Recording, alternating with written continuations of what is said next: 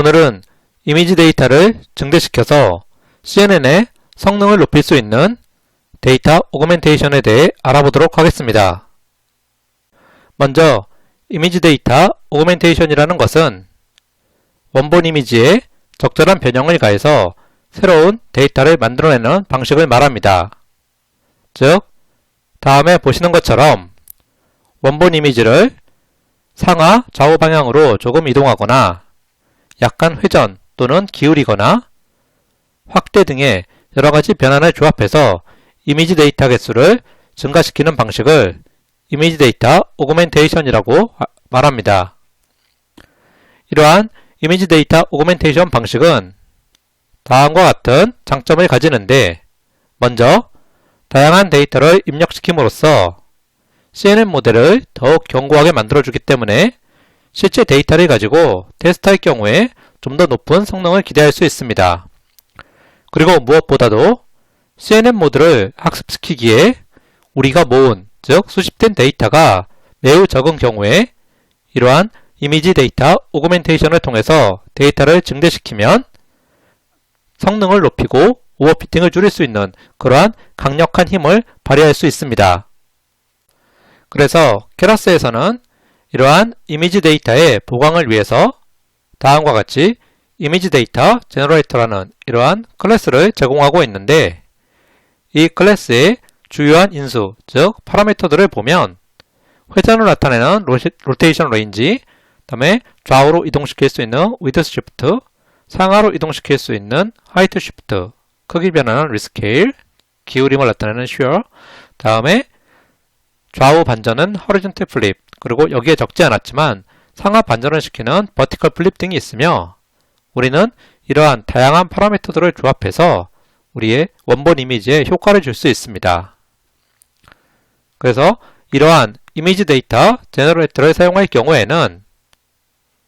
다음과 같이 flow나 flow from 디렉토리 등의 함수를 통해서 이미지 데이터를 보강할 수 있습니다. 즉, 먼저 이미지 데이터 제너레이터에 객체를 생성하고 보시는 것처럼 flow나 flow from 디렉토리 함수를 적용한 후에 최종적으로 next 함수를 실행하면 원본 이미지에 다양한 변화를 준 이미지 데이터를 얻을 수 있는데, 이러한 이미지 데이터 제너레이터의 사용법과 주의할 사항 등은 다음 장에서 좀 더 자세히 알아보도록 하겠습니다. 먼저 이미지 데이터 제너레이터의 생성자를 이용해서 데이터의 변형 방식을 설정합니다. 우리 예제를 통해서 확인해 보면 다음과 같이 3개의 파라미터를 주었는데, 첫 번째 파라미터는 원본 이미지에 30도 이내에서 회전을 주고 원본 이미지의 좌우 반전을 시도하며, 또한 생성된 이미지는 0과 1 사이의 값을 갖도록 최대값 255로 나눠서 정교화를 시행한다는 것을 알 수 있습니다. 이렇게 이미지 데이터 제너레이터의 객체를 생성한 후에는 다음과 같이 로드 이미지나 로드 데이터 등을 이용해서 실제 이미지 데이터를 로드할 수 있는데, 여기서 주의할 것은 로드 이미지 함수는 리턴 타입이 JPEG 이미지 파일이기 때문에 우리가 CNN에서 이러한 데이터를 학습 데이터로 사용하기 위해서는 JPEG 이미지 또는 PNG 이미지 등을 이미지 투 어레이 등을 이용해서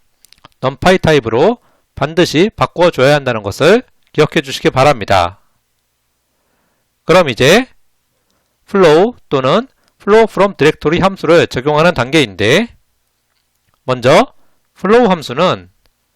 주어진 x 데이터와 y 데이터, 즉 입력 데이터와 정답 데이터에서 배치 사이즈만큼 지정된 이러한 개수만큼 무작위로 원본 데이터를 뽑아서 변형을 가하라는 그러한 의미이며, flow from 디렉토리 함수는 주어진 디렉토리 dir 패스에서 배치 사이즈만큼 읽어서 변형을 가하라는 의미입니다. 여기서 중요한 것은 flow from 디렉토리 함수를 통해서 생성되는 그러한 데이터의 정답은 주어진 dir 패스의 하위 디렉토리 이름으로 인식되면서 클래스 모드로 지정된 바이너리, 스파스, 카테고리컬 같은 그러한 형태로 표현된다는 것을 알아두셔야 됩니다. 실제 어떻게 정답이 생성되고 또 각각 클래스 모드가 나타내는 의미는 다음 예제에서 좀 더 자세히 알아볼 텐데 지금은 주어진 디렉토리 dir 패스의 하위 디렉토리 이름이 정답으로 인식되고 클래스 모드에서 지정된 방식으로 정답이 리턴된다는 것만 알아두시면 좋을 것 같습니다. 이렇게 flow나 flow from 디렉토리까지 이제 적용했다면 마지막은 next 함수를 실행해서 실제 데이터를 생성하는 단계입니다. 즉 next 함수를 실행할 때마다 flow 함수 또는 flow from 디렉토리 함수에서 지정한 배치 사이즈, 즉 여기 보이시는 이러한 배치 사이즈만큼의 이러한 변형된 데이터가 정답과 함께 리턴된다는 것을 알 수 있습니다. 즉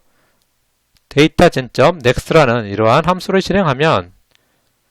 변형된 데이터 이미지와 이 변형된 데이터의 정답이 라벨 형태로 리턴되는데 이때 리턴되는 이러한 이미지의 쉐입을 보면 배치 사이즈, 즉 여기에 정해준 이러한 배치 사이즈만큼의 개수만큼 리턴되고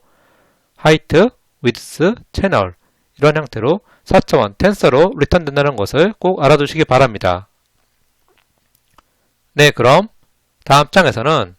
이러한 이미지 데이터 제너레이터와 다양한 함수를 이용해서 원본 이미지에 변화를 해준 다양한 이미지를 실제 만들어 보도록 하겠습니다.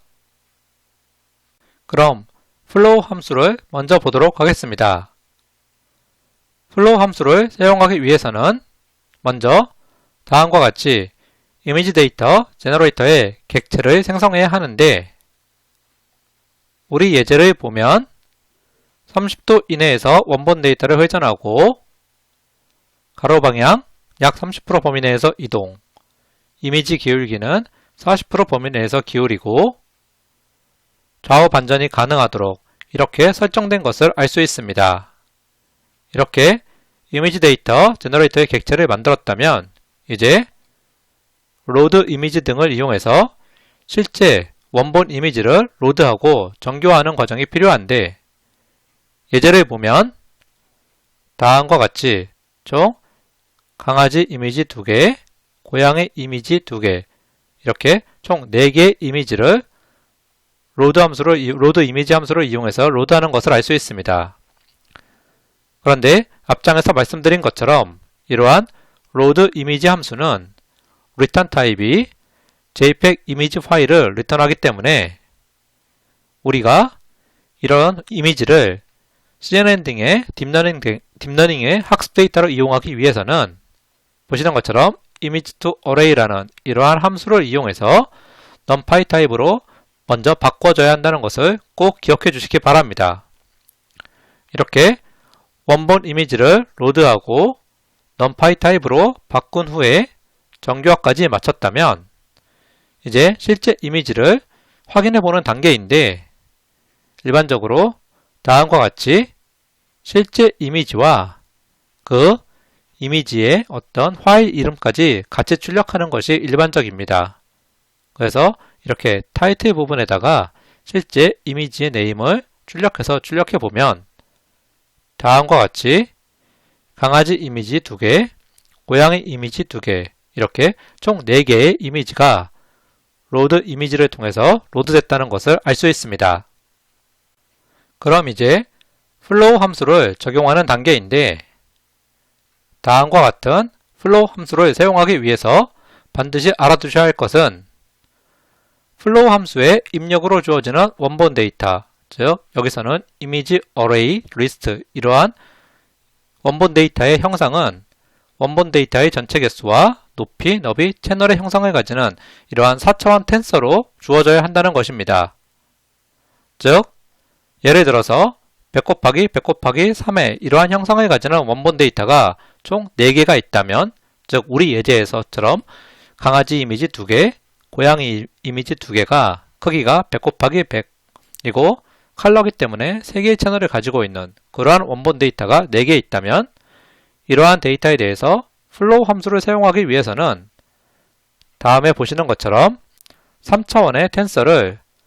원본 데이터의 총 개수, 즉 4개가 포함된 이러한 4차원 텐서로 변환해 주어야 한다는 것입니다.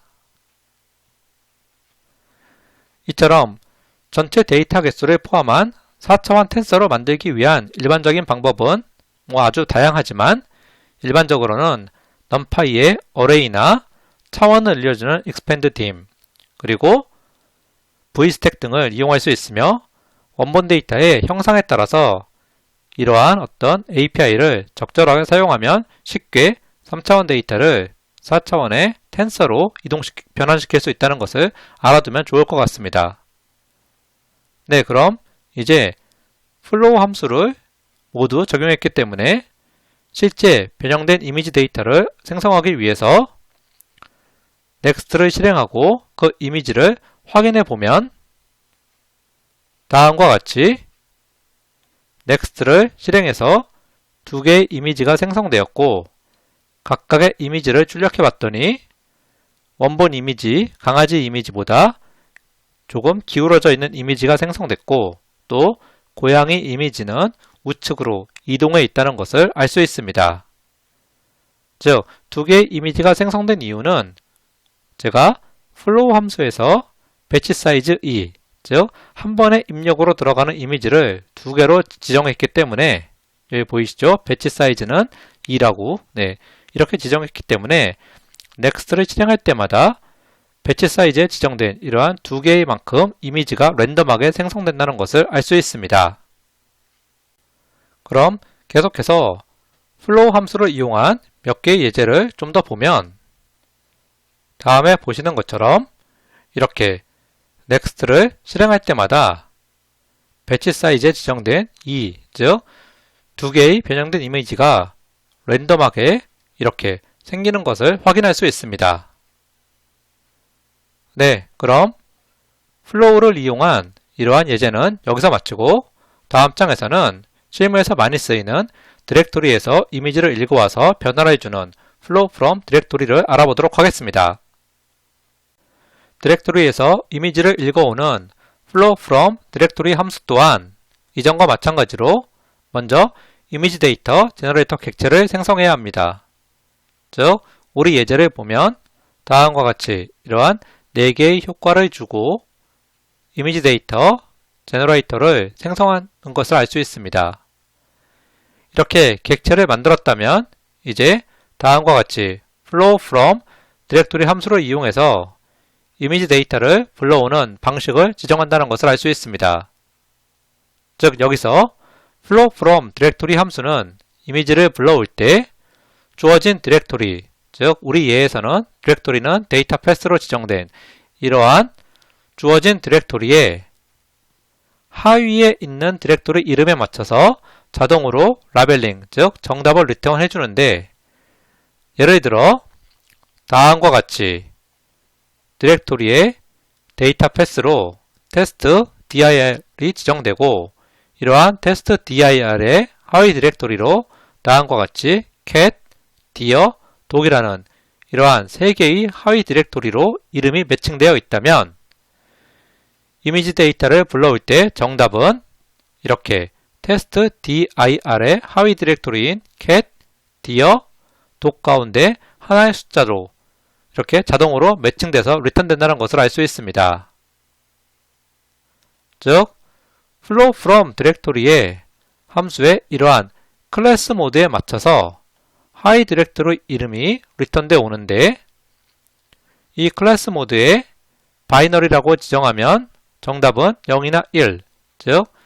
이러한 디렉토리 이름이 0이나 1로 매칭되는 거고 카테고리컬로 지정되면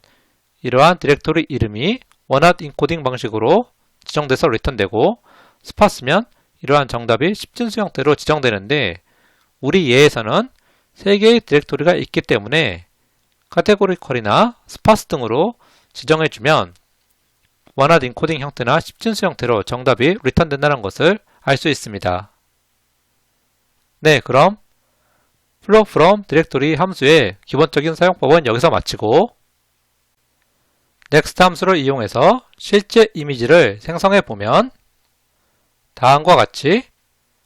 flow from 디렉토리에서 우리가 배치 사이즈에 지정한 3개, 즉 배치 사이즈에 지정된 이미 3개의 이미지가 변형돼서 아래와 같이 생성됐다는 것을 알 수 있습니다. 여기서 우리가 모드는 categorical 방식으로 설정했기 때문에 next를 통해서 리턴되는 이러한 정답, 여기서는 라벨, 이러한 라벨이 원핫 인코딩 방식으로 리턴된다는 것을 알 수 있고, 이러한 원핫 인코딩을 우리가 알기 쉬운 10진수로 바꾸기 위해서 이 출력하는 부분에서 argmax를 이용해서 10진수 형태로 바꿔줬다는 것을 알 수 있습니다. 이러한 정답은 생성된 이미지의 타이틀 부분에, 이 부분이죠. 타이틀 부분에 이렇게 10진수 형태로 출력해 놓았기 때문에 고양이에 대한 정답은 1, 그 다음에 deer, 즉 사슴에 대한 건 2, 강아지는 3, 이렇게 10진수 형태로 정답이 나온다는, 생성해 준다는 것을 알 수 있고, 마찬가지로 또 한 번 next를 실행했더니 이번에도 역시 3개의 이미지가 생성됐는데 이젠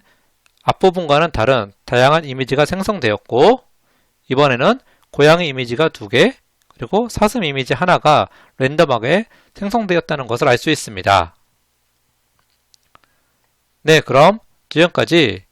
이미지 데이터의 사용법과 주의사항을 알아보았고, 또한 flow나 flow from 디렉토리 등을 이용해서 데이터를 어떻게 생성하는지 여기서 마치고, 다음 시간에는 우리가 지난번에 알아본 시파10 데이터에 대해서 더 깊은 레이어를 갖는 CNN 구조를 설계하고, 오늘 배운 이미지 데이터 제너레이터를 이용해서 데이터를 보강했을 때 과연 CNN의 성능이 얼마나 개선되는지 알아보도록 하겠습니다. 네, 그럼 모두 수고하셨습니다.